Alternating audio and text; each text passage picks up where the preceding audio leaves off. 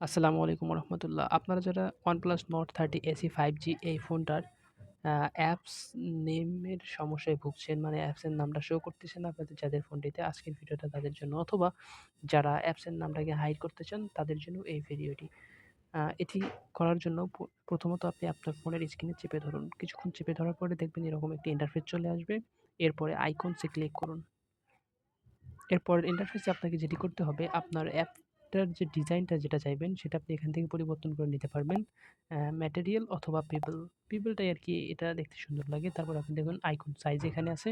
তার নিচে দেখুন শো অ্যাপ নেমস, এটা অন করে দিবেন। এটা অন করে দিলেই আপনার কাজ হয়ে যাবে। এক্ষেত্রে আপনি লক্ষ্য করবেন আপনার অ্যাপ নেমটা কত বড় রাখবেন, ছোট রাখবেন নাকি বড় রাখবেন। এখানে দেখেন উপরে আপনার অ্যাপের নেমটা কিরকম রাখবেন সেটা দেখাচ্ছে।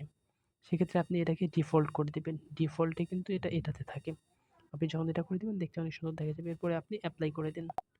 এখন যদি আপনি এপ্লাই করে দেন তাহলে আপনার অ্যাপসের নামটা শো করবে। অথবা যদি কেউ চান এটাকে হাইড করে রাখবেন সেক্ষেত্রেও একই কাজ করবেন। এখানে আইকনে ক্লিক করবেন, আইকনে ক্লিক করে শো অ্যাপ নেমটা এটা অফ করে দিবেন। তাহলে এটা ডিসেবল হয়ে যাবে।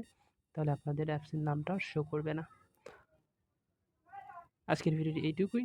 আপনাদের যদি আমার ভিডিওটি ভালো লাগে তাহলে অবশ্যই চ্যানেলটিকে সাবস্ক্রাইব করবেন ইনশাআল্লাহ। আসসালামু আলাইকুম ওয়া রাহমাতুল্লাহ।